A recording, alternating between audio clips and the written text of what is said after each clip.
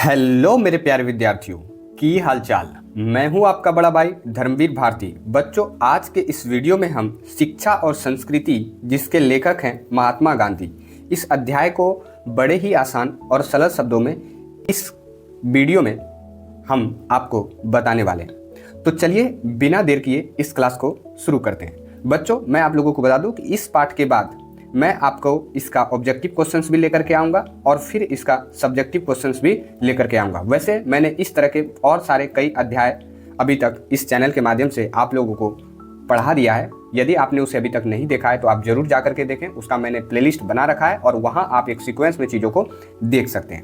अब आइए इस अध्याय की शुरुआत करें। जैसा कि आप लोग जानते हैं कि आपके हिंदी जो बुक है उसमें आप देखते होंगे कि एक आपका मेन पार्ट होता होगा, दूसरा आपका लेखक होता होगा। तो यानी कि एक पार्ट को हम दो भागों में जो है विभाजित करके पढ़ेंगे, जिसमें हम लोग सबसे पहले लेखक परिचय के बारे में पढ़ेंगे, जिसमें लेखक के बारे में पढ़ेंगे, और दूसरा पाठ के बारे में पढ़ेंगे। तो जैसा कि आप समझ पा रहे होंगे, तो सबसे पहले हम लोग लेखक परिचय के बारे में पढ़ेंगे। और जैसा कि आप जानते हैं कि शिक्षा और संस्कृति ये जो अध्याय है आपका, इसके लेखक हैं महात्मा गांधी, जो कि काफ़ी लोकप्रिय और प्रसिद्ध व्यक्ति हैं और आप सभी इसके बारे में जरूर जानते ही होंगे। तो आइए इनके बारे में जो है बातें जानने की कोशिश करते हैं। और सबसे पहले आप इनके बारे में जन्म जाने कि महात्मा गांधी जी का जन्म जो है वो कहाँ हुआ था। और ये प्रश्न बहुत बार आपके एग्जाम में पूछा जा चुका है और कई बार इस तरह के प्रश्न जो है खूब सारे पूछे जाते हैं। तो सबसे पहले आपको गांधी जी का जन्म के बारे में ध्यान रखना है। तो मैं आप लोगों को बता दूं कि इनका जन्म जो है 2 अक्टूबर 1869 ईस्वी को पोरबंदर में हुआ था, जो कि आपका गुजरात में पड़ता है। ठीक है, तो गांधी जी का जन्म कब हुआ था ईस्वी पूछा जाए तो 2 अक्टूबर 1869, जगह पूछा जाए तो पोरबंदर, और भारत के राज्य में पूछा जाए तो वो आपका गुजरात है। ठीक है, वहीं इनके मृत्यु की बात करें तो 30 जनवरी 1948 ईस्वी को इनकी मृत्यु जो है वो नई दिल्ली में हो गई थी। और एक बड़े ही बदमाश लोग थे नाथूराम गोडसे, उन्होंने ही इनको गोली मार करके इनकी हत्या कर दी थी। ठीक है, अब चलिए इसके आगे बढ़ते हैं। अब सबसे पहले गांधी जी के बारे में और जाने तो गांधी जी का जो उपनाम है, यानी कि गांधी जी को आज हमारे भारत में अलग अलग नामों से जाना जाता है, जैसा कि आप सभी जानते भी होंगे। जैसा कि इनको भारत का राष्ट्रपिता कहा जाता है, तो एक उपनाम इनका राष्ट्रपिता हो गया, और दूसरा इनको कई बार लोग जो है बापू जी भी जो है वो बोलते हैं। तो ये ध्यान रखिएगा कि गांधी जी का जो उपनाम है वो है राष्ट्रपिता और बापू जी। वहीं गांधी जी के पिता का जो बात करें तो इनके पिताजी थे करमचंद गांधी। ये आप तस्वीर में देख सकते हैं, ये करमचंद गांधी हैं जो कि महात्मा गांधी जी के पिताजी हैं। वहीं गांधी जी की माता का नाम हम लोग जाने तो इनकी माता का नाम था पुतली बाई। ये आप चित्र में देख सकते हैं इस तस्वीर में, और ये गांधी जी की जो है वो माता हैं। वहीं गांधी जी की पत्नी की बात करें तो उनका नाम था कस्तूरबा गांधी, जैसा कि आप यहाँ जो है इस इमेज में देख सकते हैं, ये है कस्तूरबा गांधी। तो यहाँ से भी कई बार आपके एग्जाम में प्रश्न बनता है कि गांधी जी के पिताजी का क्या नाम था, तो करमचंद गांधी। गांधी जी के माता का नाम क्या था, तो पुतली बाई। और गांधी जी के पत्नी का क्या नाम था, तो कस्तूरबा बाई। ये आप ध्यान में रखिएगा, शायद आप मेरी बातों को समझ भी रहे होंगे। अब वहीं मैं आगे बढ़ूं तो कुछ और बातें गांधी जी के बारे में जानेंगे। और सबसे पहले यहाँ आपको बता दूं कि गांधी जी अपना हथियार सत्य और अहिंसा को मानते थे। यानी कि गांधी जी जो है हमेशा जो है वो सत्य के मार्ग पे चलते थे और बिना एक तरह से हिंसा किए वो चीज़ों को ठीक करना और चीज़ों को हैंडल करना जो है वो जानते थे। तो इसलिए इनका जो सबसे बड़ा हथियार था वो था सत्य और अहिंसा। अहिंसा का मतलब जहाँ कोई भी खून खराबा नहीं होता है, कोई भी मारधार नहीं होता है, एक सिस्टमेटिक ढंग से सत्य के मार्ग पे सही राह पे चल करके चीज़ों को ठीक किया जाता है। और जैसा कि आप गांधी जी के बारे में पढ़ेंगे तो आपको पता चलेगा कि इन्होंने आज़ादी कुछ इसी तरह से अपने भारत को दिलाई थी। ठीक है, वहीं महात्मा गांधी वकालत की पढ़ाई करने लंदन गए थे। तो मैं आप लोगों को बता दूं कि गांधी जी जो है वकालत की पढ़ाई जो है करने के लिए वो लंदन गए हुए थे। तो ये आप ध्यान में रखिएगा कि गांधी जी वकालत की पढ़ाई कहाँ करने गए थे, तो लंदन गए थे।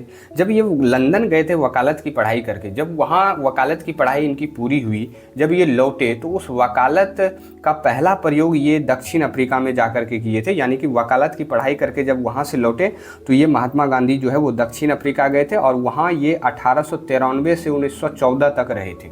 तो ये आप ध्यान में रखिएगा कि ये दक्षिण अफ्रीका में कितने से कितने ईस्वी तक वहाँ रहे थे और इन्होंने वहाँ जो है पहला जो है अपना प्रयोग किया था सत्य और अहिंसा का, और वहाँ काफ़ी ये सफल रहे। फिर भारत आए, फिर भारत को भी जो है वो आज़ादी दिलाई।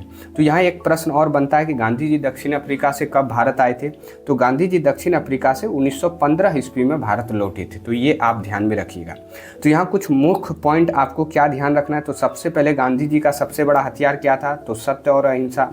महात्मा गांधी वकालत की पढ़ाई करने कहाँ गए? लंदन। फिर जब वकालत की पढ़ाई करके लौटे तो पहला वो अपने पढ़ाई लिखाई को कहाँ उनका प्रयोग किया? तो वो दक्षिण अफ्रीका में किए। कब से कब तक? तो 1894 से 1914 तक।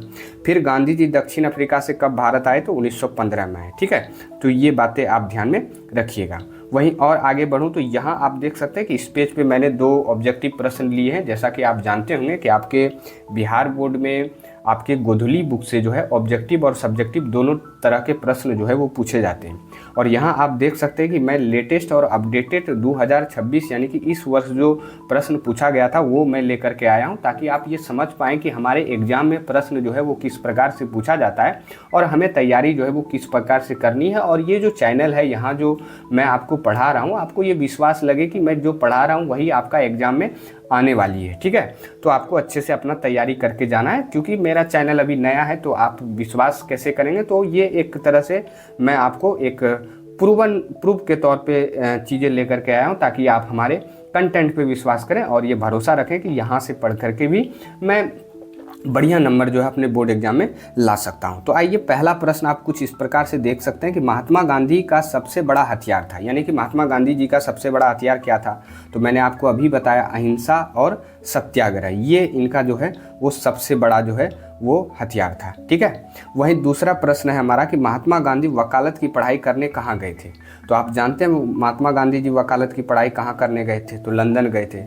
तो ये आप बात ध्यान में रखिएगा। अब वहीं मैं धीरे धीरे आगे बढ़ूं तो यहाँ मैं कुछ और बातें बताऊंगा। अब गांधी जी की प्रमुख रचनाएं जो है मैं आपको बता दूं। और कई बार आपके गोधुली बुक में जितने भी लेखक हैं उनकी बहुत सारी जो अलग अलग और रचनाएं हैं, उन्होंने जो अलग अलग और किताबें लिखी हैं, उन किताबों से कई बार ढेर सारा प्रश्न आपके एग्जाम में पूछा जाता है। तो उसी तरह से यहाँ मैंने गांधी जी की 2 प्रमुख रचनाएँ जो है वो लिया है, जो आपकी बुक में भी है और यहाँ से एग्जाम में भी प्रश्न जो है वो बनता है। तो पहला है आपका हिंद स्वराज और दूसरा है आपका सत्य के साथ मेरे प्रयोग। ये आप देख सकते हैं, ये है हिंद स्वराज, ये बुक गांधी जी ने लिखी थी, और ये बुक है आपका सत्य के साथ मेरे प्रयोग, आप जैसा कि देख सकते हैं। तो ये दोनों बुक जो है वो गांधी जी ने लिखा था। इसके अलावा गांधी जी ने बुक के अलावा बहुत सारे अखबार भी जो है वो अपना निकालते थे, लिखा करते थे, छापा करते थे। तो यहाँ से एक और चीज़ें आपको ध्यान में रखनी है कि गांधी जी ने यंग इंडिया और हरिजन नामक पत्रिकाएं जो है वो संपादित की, यानी कि वो निकाला करते थे। वहीं हरिजन पत्रिकाओं की बात करें, हरिजन अखबार की बात करें तो ये आप देख सकते हैं हरिजन सेवक, इस तरह के नाम से जो है अखबार जो है गांधी जी निकाला करते थे, हिंदी और अंग्रेजी दोनों में। और फिर यहाँ एक है यंग इंडिया, ये अखबार भी जो है गांधी जी निकाला करते थे। तो ये आप पत्रिकाएं समझ पा रहे होंगे कि क्या होता है। तो किताब और पत्रिकाएं ये दोनों गांधी जी के द्वारा जो है वो निकाला गया था और वो लिखा भी करते थे। ठीक है, तो आप शायद मेरी बातों को समझ पा रहे होंगे। अब यहाँ मैं कुछ और बातें आपको बता दूं कि गांधी जी को रविंद्रनाथ ठाकुर ने महात्मा कहा। इतनी बड़े शख्सियत थे और इतनी सारी चीज़ें करने के बाद ये हैं आपके रविंद्रनाथ टैगोर, जिन्होंने राष्ट्रीय गान भारत का लिखा है जन गण मन। इन्होंने ही गांधी जी को जो है वो महात्मा कह करके पुकारा। तो ये आप ध्यान में रखिएगा कि गांधी जी को किसने महात्मा कहा? तो रविंद्रनाथ ठाकुर। अब इस लेखक परिचय में सबसे जो अंतिम पॉइंट है ये आपको ध्यान में रखना है कि गांधी जी की स्मृति यानी कि गांधी जी की याद में पूरा राष्ट्र 2 अक्टूबर को उनकी जयंती यानी गांधी जयंती जो है वो मनाता है। और जैसा कि आप स्कूलों में ये देखते भी होंगे, गांधी जयंती पे कई बार जो है कई सारे आयोजन स्कूलों में किया जाता है और कई बार जो है छुट्टियां भी बच्चों को मिलती है। तो आपको ये ध्यान में रखना है कि गांधी जी की स्मृति में गांधी जयंती जो है वो कब मनाया जाता है? तो 2 अक्टूबर राष्ट्र यानी देश में। वहीं जबकि अंतर्राष्ट्रीय स्तर पर उनके जन्म दिवस को अहिंसा दिवस के रूप में मनाया जाता है, यानी कि उनका जो जन्म हुआ था यही 2 ही अक्टूबर को, उनको जो है अहिंसा दिवस के तौर पे जो है वो मनाया जाता है। तो ये आप ध्यान में ज़रूर रखिएगा कि अपने देश में गांधी जयंती मनाया जाता है 2 ही अक्टूबर को, और 2 अक्टूबर को पूरे अंतर्राष्ट्रीय स्तर पे यानी कि पूरे दुनिया में अहिंसा दिवस मनाया जाता है। और यहाँ से भी प्रश्न जो है आपका पूछा गया है, तो ये पॉइंट आपको ध्यान में रखना है। तो यहाँ से हमारा जो है वो लेखक परिचय समाप्त होता है। शायद हमें उम्मीद है कि आप लेखक परिचय में जितने भी पॉइंट्स मैंने आपको बताए वो आपको समझ में आए होंगे और आप काफ़ी आसानी से चीज़ों को समझ भी पाए होंगे। अब मैं आपको धीरे धीरे पाठ की ओर ले चलता हूँ और पाठ परिचय पे जो है अब हम लोग चीज़ों को देखेंगे, ठीक है। जैसा कि आप पाठ का शीर्षक जानते होंगे, शिक्षा और संस्कृति। तो सबसे पहले मैं आपको पाठ में आगे बढ़ने से पहले मैं आप लोगों को कुछ बातें बता दूं कि शिक्षा और संस्कृति का क्या मोटिव है, इसका क्या मकसद है, गांधी जी इसके जरिए हम लोगों को क्या संदेश देना चाह रहे हैं, ये क्या बताना चाह रहे हैं। तो सबसे पहले आपको बहुत सारी मुख्य बिंदु जो यहाँ जानने को मिलेगी वो है कि पहला आपको शिक्षा का उद्देश्य जानने को मिलेगा, और गांधी जी इसमें आपको बताएंगे कि केवल किताबी ज्ञान नहीं बल्कि चरित्र और शारीरिक और मानसिक और आत्मिक इस तरह का भी विकास होना जरूरी है पढ़ाई के साथ साथ। ये चीज़ों पे गांधी जी ज़्यादा जोर देते हैं, इस पाठ के माध्यम से हमें बता रहे हैं। और आत्मा और नैतिकता के बारे में भी गांधी जी इसमें बताने की कोशिश की है कि बच्चों में सत्य, ईमानदारी और नैतिक गुण किस प्रकार से विकसित हो सकते हैं, उस पर किस तरह से ध्यान देना चाहिए, ठीक है, शुरुआती समय से ही। फिर अहिंसा के महत्व के बारे में लोगों को इसके जरिए जो है गांधी जी बताना चाह रहे हैं कि हिंसा से दूर रहकर समाज में शांति फैलाना शिक्षा का उद्देश्य है। इस तरह की चीज़ें कुछ गांधी जी इसके माध्यम से आपको बताना चाह रहे हैं। और उसके अलावा कार्य आधारित शिक्षा यानी कि पढ़ाई के साथ साथ हाथ का काम जरूरी है। कुछ ऐसी चीज़ें आपको साइड से सीखनी चाहिए जो कल आपको पैसा आप उसके ज़रिए पैसा कमा सकें और आप उसके ज़रिए एक रोज़गार भी जो है वो सृजित कर सकते हैं, ला सकते हैं। इस तरह की चीज़ें जो है इस पाठ के ज़रिए जो है गांधी जी बताना चाह रहे हैं। वहीं संस्कृति से जुड़ी शिक्षा भी इसके ज़रिए गांधी जी बताना चाह रहे हैं। तो यहाँ कुछ मुख्य बिंदु जो है मैंने आपको बताया जो इस पाठ में आपको जानने को मिलेगा। तो आप इत्मीनान से चीज़ों को ध्यान से सुनिएगा। मैं आपको एक एक लाइन पढ़ करके चीज़ों को मैं अच्छे से बताने की कोशिश करूंगा और हमें उम्मीद है कि बातें आपको ज़रूर आसान और सरल वे में आपको समझ में आएंगी। बस आप वीडियो को अंत तक ज़रूर देखिएगा। अब चलिए इस पाठ की शुरुआत हम लोग करते हैं और शुरुआत कुछ इस प्रकार से है कि अहिंसक प्रतिरोध सबसे उदात्त और बढ़िया शिक्षा है। यानी कि गांधी जी के अनुसार जो है अहिंसक का प्रतिरोध यदि आप करते हैं तो वही सबसे अच्छी और बढ़िया शिक्षा आज जो है वो मानी जानी चाहिए और यही सबसे बढ़िया शिक्षा है, ठीक है। वह बच्चों को मिलने वाली साधारण अक्षर ज्ञान की शिक्षा के बाद नहीं पहले होनी चाहिए। यानी कि अहिंसक प्रतिरोध सबसे बढ़िया शिक्षा है। और गांधी जी ये भी कह रहे हैं कि जिस समय क ख बच्चों को सिखाई जाती है उसी समय से इस तरह की शिक्षा भी बच्चों को जो है वो सिखानी जानी चाहिए, नहीं कि बाद में। कई बार होते हैं कि शुरुआत में बच्चों को पढ़ाई की चीज़ें तो बहुत चीज़ें बताई जाती है लेकिन सामाजिक चीज़ें, उनके जीवन के बारे में इस तरह की चीज़ें बच्चों को नहीं बताई जाती है, जो कि बाद में काफ़ी वो आजकल के जीवन में देखा जाए तो काफ़ी बच्चे डिप्रेस इसी वजह से होते हैं क्योंकि वो पढ़ाई लिखाई तो करते हैं लेकिन वो अपने शरीर को, अपनी आत्मा को, अपने मन को बहुत अच्छे से समझ नहीं पाते, जो कि बाद में उनको बहुत सारी दिक्कतें आती है। इससे इनकार नहीं किया जा सकता कि बच्चे को वह वर्णमाला लिखे और संसारिक ज्ञान प्राप्त करे उसके पहले यह जानना चाहिए कि आत्मा क्या है। यानी कि वही बातें फिर से दोहराई जा सकती है कि भाई क ख जो सिखाया जाता है, संसारिक ज्ञान जो उन्हें चीज़ें बहुत सारे संसार दुनिया के बारे में, दुनिया जहान के बारे में चीज़ें बताई जाती है, उनको जानने से पहले उनको सबसे पहले आत्मा के बारे में बताना चाहिए, सत्य क्या है इसके बारे में बताना चाहिए, प्रेम क्या है और आत्मा में क्या क्या शक्तियाँ छुपी हुई हैं, ये सभी बातें जो है बच्चों को बतानी चाहिए। शिक्षक का जरूरी अंग यह होना चाहिए कि बालक जीवन संग्राम में प्रेम से घृणा को, सत्य से असत्य को और कष्ट सहन से हिंसा को आसानी के साथ जीतना सीखे। क्या बेहतरीन लाइन यहाँ गांधी जी ने कही है कि गांधी जी कहते हैं कि यदि आपको नफरत जो है वो नफरत से छुटकारा पाना है, नफरत पे विजय हासिल करना है तो वो आपको प्रेम से ही हासिल हो सकती है। यदि आपको कि कोई चीज़ में आपको सफलता प्राप्त करनी है तो सत्य के मार्ग पे ही चल करके आप उस चीज़ में सफल हो सकते हैं और आप कष्ट सहन और हिंसा इस तरह की चीज़ें जो है वो आसानी से सीख सकते हैं।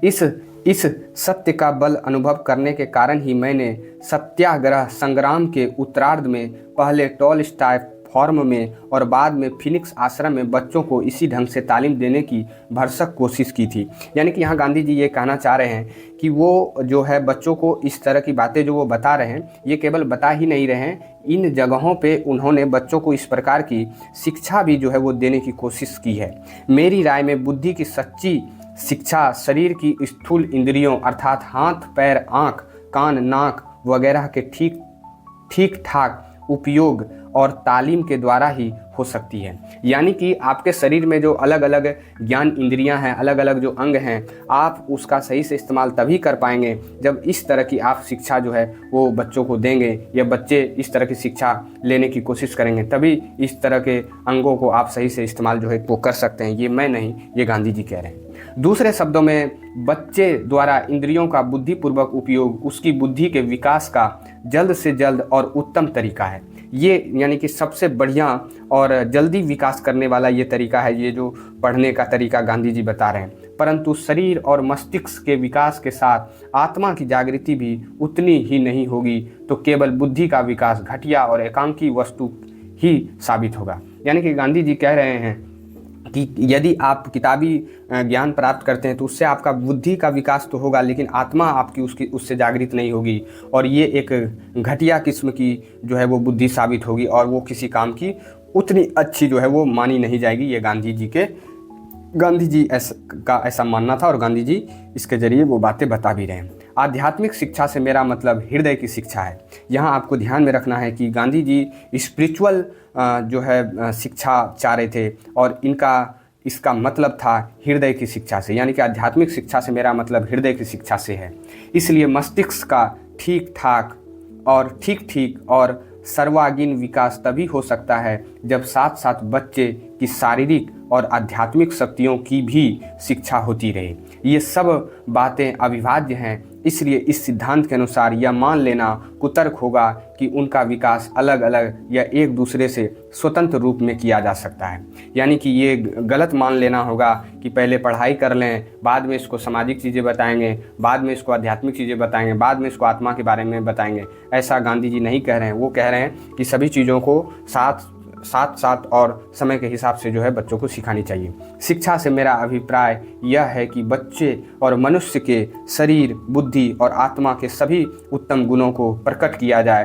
पढ़ना लिखना शिक्षा का अंत तो है ही नहीं, वह आदि भी नहीं है। यानी गांधी जी कह रहे हैं, गांधी जी का शिक्षा का से अभिप्राय ये है कि बच्चों और मनुष्य के शरीर, बुद्धि, आत्मा, इन सभी के उत्तम गुणों को जो है वो प्रकट किया जाए, उनको बताया जाए, उनको जगाया जाए, उनको दिखाया जाए, ताकि उसी को बच्चे हथियार बना करके कल वो बड़ी बड़ी ऊंचाइयों पे बड़ी बड़ी सफलताओं को हासिल कर सके। इस तरह से गांधी जी कह रहे हैं।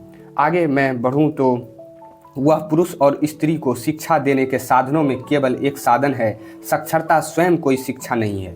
इसलिए तो मैं बच्चों की शिक्षा का प्रारंभ इस तरह कराऊंगा कि उसे कोई उपयोगी दस्तकारी सिखाई जाए, और जिस क्षण से वह अपनी तालीम शुरू करे उसी क्षण से उसे उत्पादन का काम करने योग्य बना दिया जाए। वह कितनी बेहतरीन बातें गांधी जी की थी।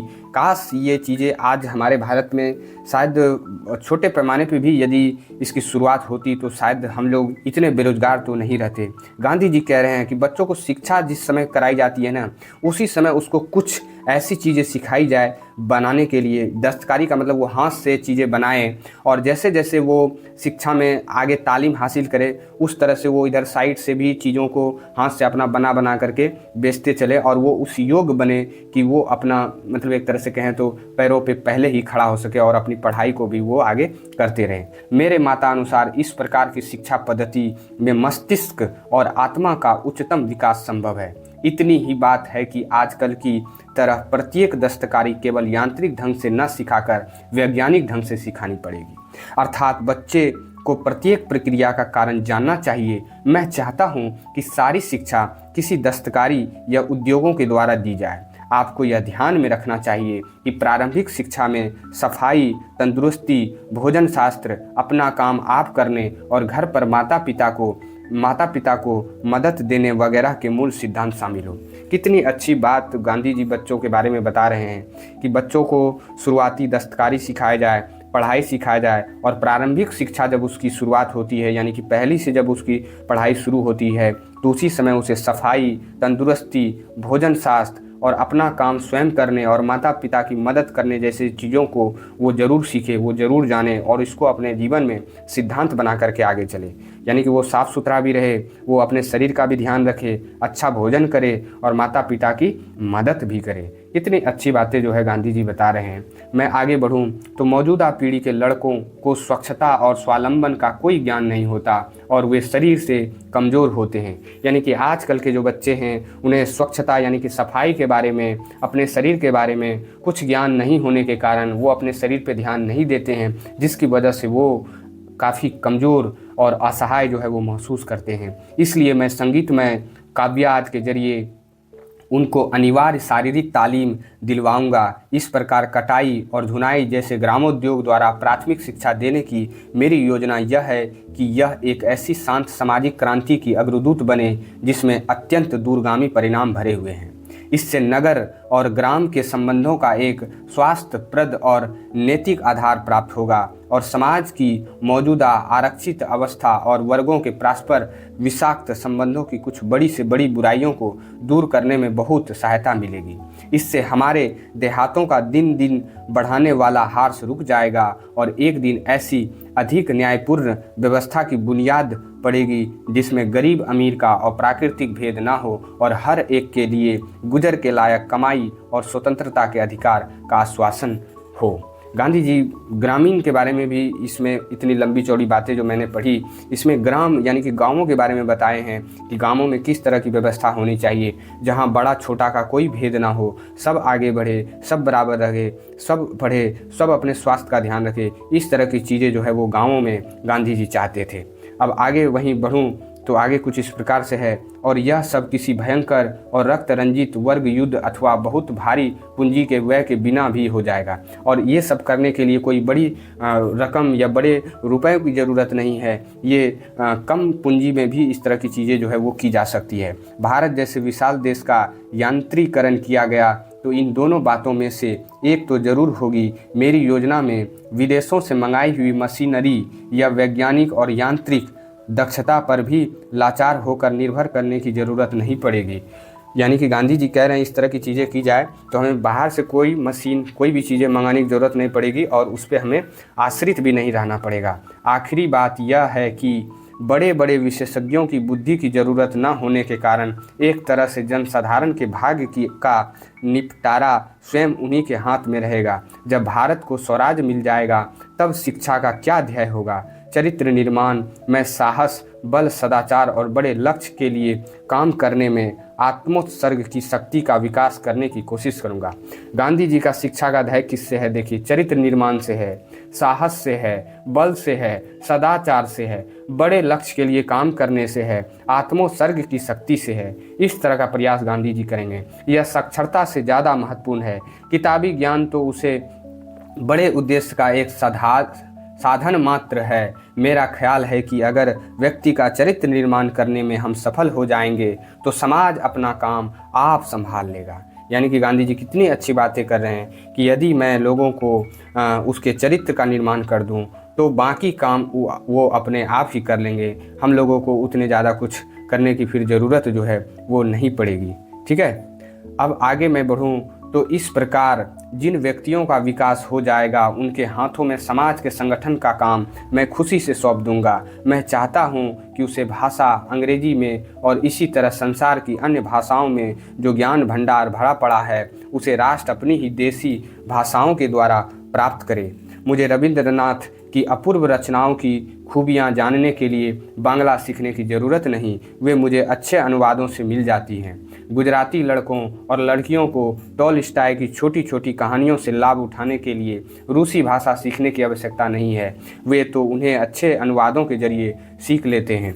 यानी कि बाहर की जितनी भी अच्छे, रोचक और प्रसिद्ध चीज़ें हैं, ज्ञानवर्धक चीज़ें हैं, गांधी जी चाह रहे हैं कि वो जो अलग अलग भाषाओं में है उसे अलग अलग भाषाओं में सीखने की ज़रूरत नहीं है, उसे जो है अपने भाषाओं में कन्वर्ट करके उसे सीखने की ज़रूरत है, जिससे आसानी से चीज़ें जो है लोग समझ पाए। अंग्रेज़ों को यह गर्व है कि संसार में जो उत्तम साहित्य उत्पन्न होता है वह प्रकाशित होने के एक सप्ताह के भीतर सीधी सादी अंग्रेज़ों में उस राष्ट्र के हाथों में आ जाता है।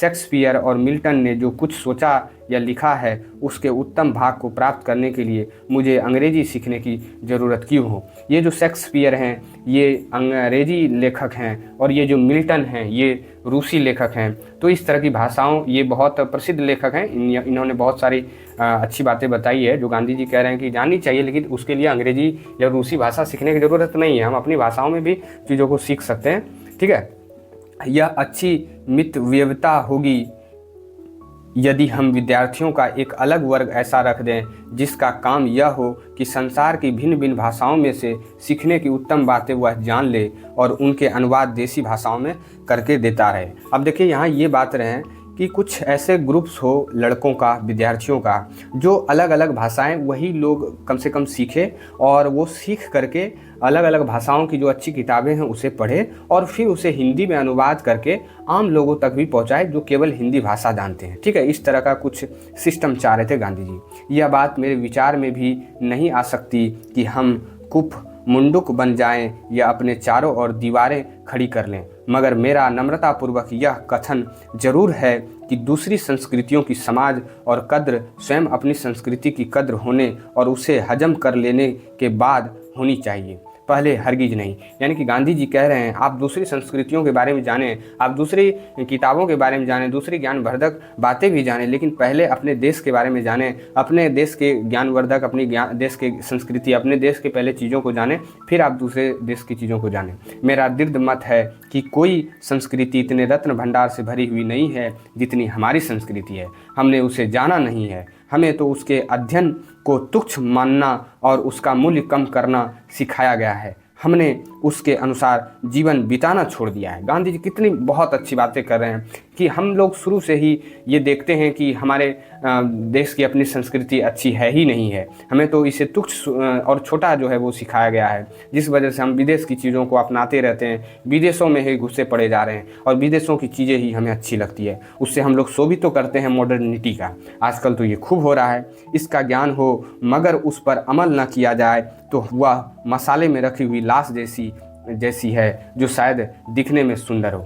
ठीक है, आगे गांधी जी कह रहे परंतु उससे कोई प्रेरणा या पवित्रता प्राप्त नहीं होती। मेरा धर्म जहाँ यह आग्रह रखता है कि स्वयं अपनी संस्कृति को हृदयांकित करके उसके अनुसार आचरण किया जाए, क्योंकि वैसा न किया जाए तो उसका परिणाम सामाजिक आत्महत्या होगा, वहाँ वह दूसरी संस्कृतियों को तुच्छ समझने या उनकी उपेक्षा करने का निषेध भी करता है।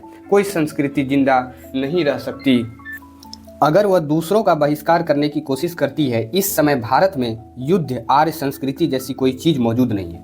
आर्य लोग भारत के ही रहने वाले थे या जबरन यहाँ आ घुसे थे, इसमें मुझे बहुत दिलचस्पी नहीं है। मुझे जिस बात में दिलचस्पी है वह यह है कि मेरे पूर्वज एक दूसरे के साथ बड़ी आज़ादी के साथ मिल गए और मौजूदा पीढ़ी वाले हम लोग उसे मिलावट की ही उपज हैं। मैं नहीं चाहता कि मेरे घर के चारों ओर दीवारें खड़ी कर दी जाए और मेरी खिड़कियां बंद कर दी जाए। कितनी अच्छी बातें जो है वो गांधी जी कह रहे हैं कि हमारी जो संस्कृति है वो खुली रहे और दुनिया जाने और हम भी अलग अलग देशों की जो संस्कृति को वो जाने।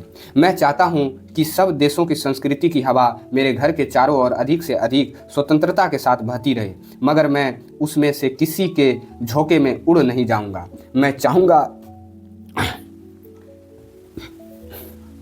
मैं चाहूँगा कि साहित्य में रुचि रखने वाले हमारे युवा स्त्री पुरुष जितना चाहे अंग्रेजी और संसार की दूसरी भाषाएं सीखें और फिर उनसे यह आशा रखूँगा कि वे अपनी विद्वता का लाभ भारत और संसार को इस तरह दे जैसे बोस, राय या स्वयं कविवर दे रहे हैं। यानी कि गांधी जी कह रहे हैं कि आप अलग अलग देशों की भाषाएं, अलग अलग देशों की संस्कृतियों के बारे में जानिए, लेकिन उसमें इतना मत खो जाइए कि उसे ही सबसे बड़ा मान लीजिए। और आप ये भी करिए कि उन संस्कृति, उन अलग अलग चीज़ों को जानने के बाद उसका उपयोग आप अपने देश के हित में करें, अपने देश को आगे बढ़ाने के लिए करें। लेकिन मैं यह नहीं चाहूँगा कि एक भी भारतवासी अपना मातृभाषा को भूल जाए, उसकी अपेक्षा करें, उस पर शर्मिंदा हो या अनुभव करे कि वह अपनी खुद की देसी भाषा में विचार नहीं कर सकता या अपने उत्तम विचार प्रकट नहीं कर सकता। मेरा धर्म कैद खाने का धर्म नहीं है। भारतीय संस्कृति उन भिन्न भिन्न संस्कृतियों के सामंजस्य की प्रतीक है जिनके हिंदुस्तान में पैर जम गए हैं, जिनका भारतीय जीवन पर प्रभाव पड़ चुका है और जो स्वयं भी भारतीय जीवन से प्रभावित हुई है। वाह! और अब लास्ट कुछ और पॉइंट बच गए हैं। यह सामंजस्य कुदरती तौर पर स्वदेशी ढंग का होगा जिसमें प्रत्येक संस्कृति के लिए अपना उचित स्थान सुरक्षित होगा। वह अमीरी ढंग का सामंजस्य नहीं होगा, जिसमें एक प्रमुख संस्कृति बाकी संस्कृतियों को हजम कर लेती है और जिसका लक्ष्य मेल की तरफ नहीं है बल्कि कृत्रिम और ज़बरदस्ती की एकता की ओर है। तो यहाँ से ये पाठ हमारा जो है वो समाप्त होता है। और ये छोटा सा प्रयास आप लोगों को अच्छा लगे तो आप मेरे चैनल को सब्सक्राइब और इस वीडियो को लाइक जरूर कीजिएगा। अगला वीडियो मैं इसके ऑब्जेक्टिव लेकर के आऊँगा, फिर उसका अगला वीडियो इसके सब्जेक्टिव क्वेश्चंस को लेकर के आऊँगा।